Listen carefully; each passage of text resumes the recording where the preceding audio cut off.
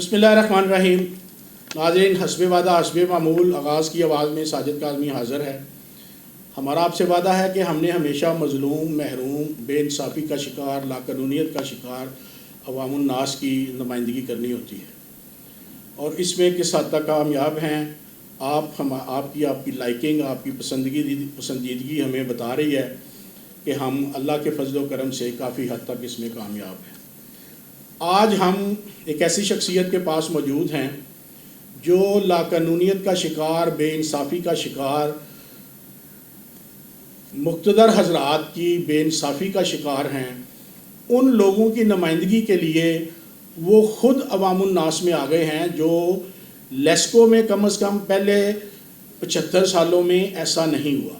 جی میری مراد ہے لیسکو کے چیئرمین، بورڈ آف ڈائریکٹر کے چیئرمین حافظ میاں محمد نعمان سے، جنہوں نے اپنے کمرے میں اے سی والے کمرے میں بیٹھنا پسند نہیں کیا۔ وہ خود عوام میں چلے گئے، نہ صرف چلے گئے بلکہ انہوں نے براہ راست عام صارف کی اور محکمہ لیسکو کے چھوٹے ملازمین کی براہ راست ان کے مسائل سنے اور ان کے حل کے لیے کوشاں ہیں۔ ان کا دعویٰ یہ ہے، ان کے عزائم یہ ہیں کہ میں نے کلچر تبدیل کرنا ہے۔ ہم ان کے ساتھ آج اس لیے موجود ہیں کہ وہ اس نیک کام کے لیے کتنے پرعزم ہیں کہ وہ لیسکو کا کلچر تبدیل کرنا چاہتے ہیں۔ وہ کس حد تک ابھی تک کامیاب ہیں، بقول ان کے کہ وہ 40 اوپن کچہریز لگا چکے ہیں، کھلی کچہریاں، دربار لگا چکے ہیں۔ تو یہ وہ کچہریاں تو نہیں ہیں کہ ٹانگا آ گیا کچہریوں خالی تے سجنا نو قید بول گئی، یا آپ اس سے کس حد تک مطمئن ہیں؟ حافظ صاحب نے اس کا اظہار نہیں کیا، اس پر عمل بھی کیا ہے، لیکن پہاڑ جیسے مسائل کا سامنا ہے لیسکو میں۔ سب سے بڑا مسئلہ جو پچھلے 7-8 سال سے بھرتی نہیں ہوئی، ہم بڑے مختصر ٹائم میں، پہلی ان کے ساتھ سٹنگ ہے، مختصر ٹائم میں ان سے چند ایک سوالات کریں گے اور جاننا چاہیں گے کہ وہ ابھی تک کتنے کامیاب ہیں اپنی نیت میں، اپنے خلوص میں، اور عوام الناس کے لیے ان پر ایک بڑا ٹیسٹ کیس لگ گیا ہے جو انہوں نے خود لگایا ہے کہ میں نے شہباز شریف پرائم منسٹر پاکستان کی ویژن کے مطابق شہباز سپیڈ سے کام کرنے ہیں، لیکن وہ تلخ حقیقت ہے کہ وہ ابھی تک وہ سپیڈ لیسکو میں دیکھنے میں نہیں آئی۔ اس کی کیا وجہ ہے، اس کے پس پشت کیا ہے، اس کے منظر میں کیا ہے، بات کریں گے Hafiz Mian Muhammad Nauman, chairman board of directors LESCO. السلام علیکم حافظ صاحب۔ جی وعلیکم السلام۔ حافظ صاحب، دعویٰ بہت بڑا ہے آپ کا عزم بہت بڑا ہے، آپ کی خلوص، سچائی، آپ کی عوام جو ہے وہ اس بات کی گواہی دے رہی ہے کہ آپ میں خلوص پایا جاتا ہے، آپ جو کام کر رہے ہیں وہ نیکی، خیر اور اچھائی کا کر رہے ہیں۔ لیکن عام عوام جو پہلے ہی پسی ہوئی ہے مہنگائی میں، لاقانونیت میں، جتنے بھی مسائل ان کو سیاسی افراتفری کی وجہ سے یا کسی بھی وجہ سے، آپ ان کے لیے باہر آئے ہیں۔ وہاں تک آپ نے جو مہربانیاں ابھی تک کی ہیں وہ ان مہربانیوں سے ابھی تک لطف اندوز نہیں ہو سکے۔ یہ کہاں پر بریک ہے حافظ صاحب؟ میٹر تبدیلی اور نیا میٹر، سنگل فیس کی بات کر رہا ہوں، جو گھریلو ہیں وہ لوگ پریشان ہیں۔ میں بڑوں چوروں کی بات نہیں کروں گا، چوروں کی تو ہمیں نمائندگی کی ضرورت بھی نہیں ہے اور نہ انہیں ضرورت ہے، کیونکہ وہ تو سینہ زوری کر کے، نہ دہندہ بھی بدماشی کر کے بچ جاتے ہیں۔ ہم تو ان کی نمائندگی کر رہے ہیں حافظ صاحب، جو آپ کی طرف سے رحم طلب نظروں سے دیکھ رہے ہیں۔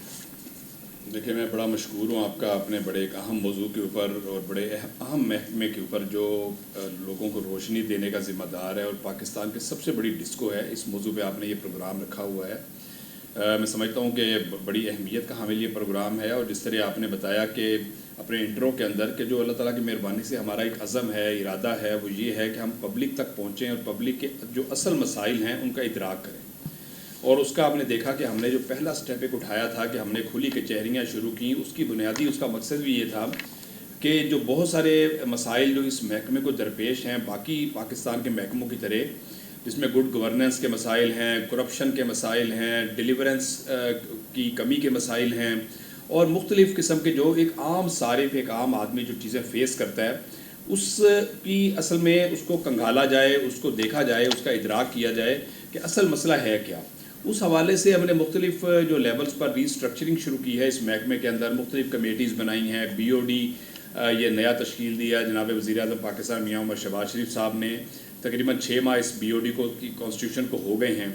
اب ان 6 ماہ کے اندر ہم نے یہ کوشش کی ہے کہ عوام تک ڈائریکٹلی پہنچیں اور خود محکمے کے اندر بھی غور و فکر کر کے پیرلل دونوں لیول پر ہم معلومات بھی حاصل کر رہے ہیں تاکہ ہمیں ایک ڈائریکشن اور ایک سمت کا تعین ہو جائے.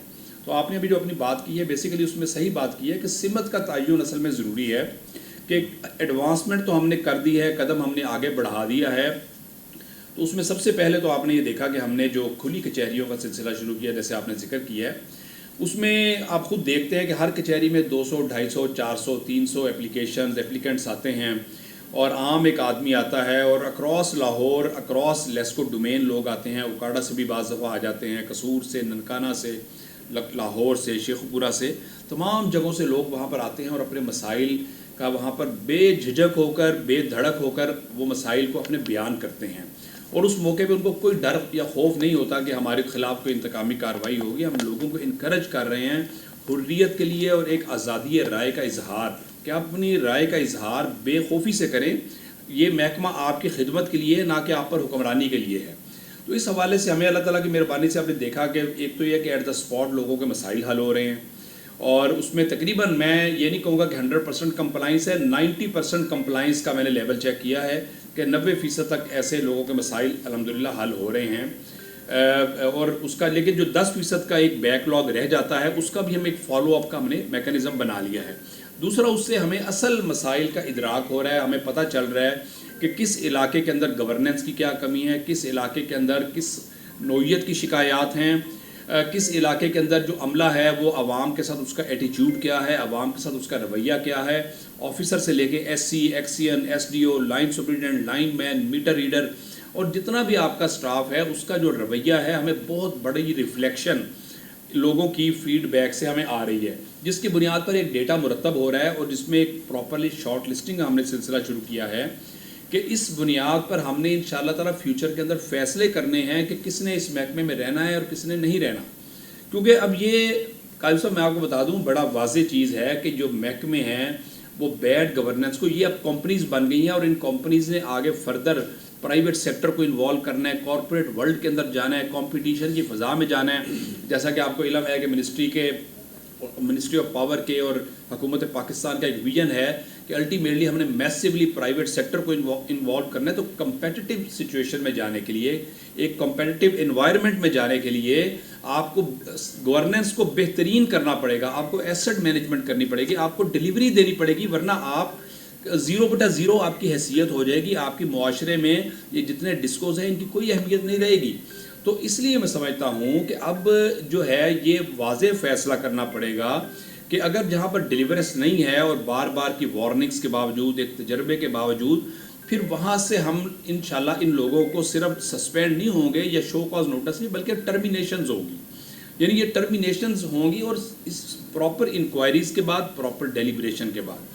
اس لیے میں سمجھتا ہوں کہ اس حوالے سے جو کھلی کچہریوں کا جو مقصد تھا وہ بڑی حد تک اچیو ہو رہا ہے اور یہ سلسلہ آگے بڑھتا جا رہا ہے. اس سلسلے کی وجہ سے لوگوں کے مسائل بھی بڑی ایٹ لارج اس ڈویژن میں بڑے حل ہو جاتے ہیں جہاں پر کچہری لگتی ہے. لوگ بڑے سیٹسفائی جا رہے ہیں الحمدللہ. اور پیرلل جو ری اسٹرکچرنگ ہم لیسکو کے اندر کر رہے ہیں وہ اس کے علاوہ ہے. حافظ صاحب, عوام کا جو مسئلہ ہے, چھوٹی عوام کا, ان کو 2 چور ہیں حافظ صاحب. ایک چور ہے جو اپنی تعیشات کے لیے, لگزوریس لائف کے لیے چوری کرتا ہے, وہ بڑا چور ہے. جی جی. ایک وہ چور ہے بیچارہ جو غیر منصفانہ ٹیرف ریٹ اور مہنگائی کی وجہ سے وہ بل پے نہیں کر سکتا, وہ مجبور ہے, وہ چھوٹا بندہ ہے. اب وہ چوری کرتا ہے, 1000 کی بل اس کو آ جاتا ہے 10,000 کا.